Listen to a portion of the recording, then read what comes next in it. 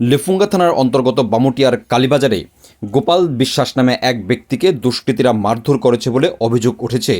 এই ঘটনাকে কেন্দ্র করে ঘটনাস্থলে আসে বামুটিয়া ফাঁড়ির পুলিশ। আহত গোপাল বিশ্বাসকে উদ্ধার করে নিয়ে যাওয়া হয় তালতলা হাসপাতালে। সেখান থেকে প্রাথমিক চিকিৎসার পর ওনাকে পুনরায় নিয়ে আসা হয়েছে বামুটিয়া পুলিশ ফাঁড়িতে। পুলিশ সূত্রে জানা গেছে তিনি মদ্যপ অবস্থায় কালীবাজারে ছিলেন। সেখান থেকে ওনাকে উদ্ধার করে নিয়ে আসা হয়েছে। রাত আনুমানিক গভীর রাতে ওনার অবস্থার অবনতি হলে ওনাকে পুনরায় নিয়ে যাওয়া হয়েছে বামুটিয়া প্রাথমিক স্বাস্থ্যকেন্দ্রে। সেখানে রাত আনুমানিক 11টা নাগাদ ছুটে আসেন বামুটিয়ার বিধায়ক নয়ন সরকার সহ অন্যান্যরা। এখান থেকে ওনাকে উন্নত চিকিৎসার জন্য স্থানান্তর করা হয়েছে জিবিপি হাসপাতালে। এদিন সাংবাদিকদের মুখোমুখি হয়ে বামুটিয়ার বিধায়ক নয়ন সরকার অভিযোগ করেন, কালীবাজারের কতিপয় দুষ্কৃতী ওনাকে সংঘবদ্ধভাবে আক্রমণ করে গুরুতর আহত করেছেন। ওনাকে বেধড়ক মারধর করা হয়েছে বলে অভিযোগ। তবে যে বা যারা এই ঘটনার সাথে জড়িত তাদের দৃষ্টান্ত শাস্তির দাবি করেছেন বিধায়ক নয়ন সরকার। খবর করা পর্যন্ত কোনো অভিযুক্তের বিরুদ্ধে পুলিশে অভিযোগ দায়ের করা হয়নি। ওনারে মারধর করা হয়েছে কতিপয় দুষ্কৃতী দ্বারা, উনি আক্রান্ত হয়েছে। তারপরে আবার ওনারই মিথ্যা মামলাতে বা মিথ্যাভাবে সাজাইয়া ওনারে পুলিশের মাধ্যমে তার ক্ষমতার অপব্যবহার কইরা থানাতে দেওয়া হয়েছে বামুটি আউটপোস্টে। তো অতটুকু আমি একটা প্রথম দফাতে খবর পাই। এখন কিছুক্ষণ আগে, প্রায় আধা ঘন্টা আগে আমি খবর পাই যে যারা অ্যারেস্ট করে আনছে ওনার নাম গোপাল বিশ্বাস, টাঙ্গটিয়া বাড়ি। তো ওনারে এরকমভাবে মারধর করা হয়েছে কালীবাজারে, যে অনেকেই প্রত্যক্ষদর্শী আছেন, বিনা কারণে ওনারে এভাবে মারধর করা হয়েছে। তো মারধরে এরকমভাবেই উনি আহত হয়েছে।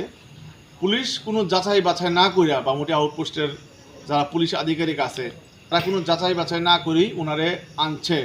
ওনার পরিবারের লোকেদের কোনো খবরাখবরই দিচ্ছেন না তারা, যে জানানো যে না আপনার বাড়ির গোপাল বিশ্বাসকে অ্যারেস্ট করা হয়েছে বা আনা হয়েছে থানাতে ওই কারণে বা কোনো একটা কারণে কোনো পরিবারের কোনো খবর দেওয়া হয়নি। তো পরিবার নিজের থেকে খবর পেয়ে তারা থানাতে যোগাযোগ করেছে, কিন্তু থানার দারোগা সাহেব বা ওসি যারা আছেন আধিকারিক তারা ওনাকে মানে থানা থেকে জামিন দিতে একদম মানা করেছেন। তো পরিবারকে এটাও জানায়নি তিনি যে হাসপাতালে ভর্তি আছেন। তো তারা তারা খবর পেয়েছে যে তালতলা হাসপাতালে চিকিৎসাধীন আছেন, মানে বামুটিয়া প্রাথমিক স্বাস্থ্যকেন্দ্র তালতলাতে অবস্থিত।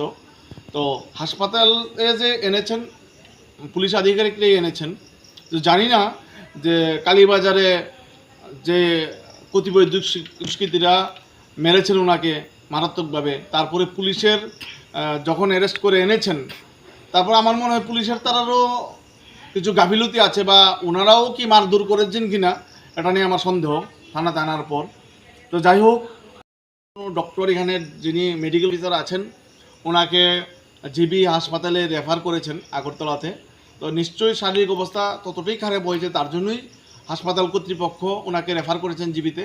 কতিপয় যারা নিজেকে স্বঘোষিত রাষ্ট্রবাদী নেতা বলে পরিচয় দেয়, তাদের দ্বারা এরকমভাবে কালীবাজারে আক্রান্ত হবে একজন সাধারণ কৃষক মানুষ, আমরা ভাবা যায় না। আমরা কোন রাজ্যে আছি? এই রাজ্যে মানে একজন সাধারণ মানুষের অধিকার বলতে নেই। স্বাধীনতা দিবস গেল গত পরশুদিন, কিন্তু আজকে সাধারণ মানুষরা এভাবে আক্রান্ত হবে। আর পুলিশকে দিয়ে যেইভাবে খুশি সেইভাবে মানুষকে নির্যাতন করবে, এটা তো মেনে নেওয়া যায় না। তবে আগে মানুষ প্রস্তুত আছে যে কোনো পরিস্থিতির মোকাবেলা করার জন্য। আপনি গোটা ঘটনাটা নিয়ে, যিনি আহত হয়েছেন ওনার সঙ্গে কি কোনো প্রকার কথা বলা সম্ভব হয়েছে আপনার? ওনাকে আমি দেখেছি, এই তো জাস্ট 10-15 মিনিট হলো। তবে উনি কথা বলতে পারছেন না, ভালোভাবে আহত হয়েছে। তো ডক্টররা তো বলেছেন যে ওনার পেছনেও মারাত্মক আঘাতের চিহ্ন পেয়েছে।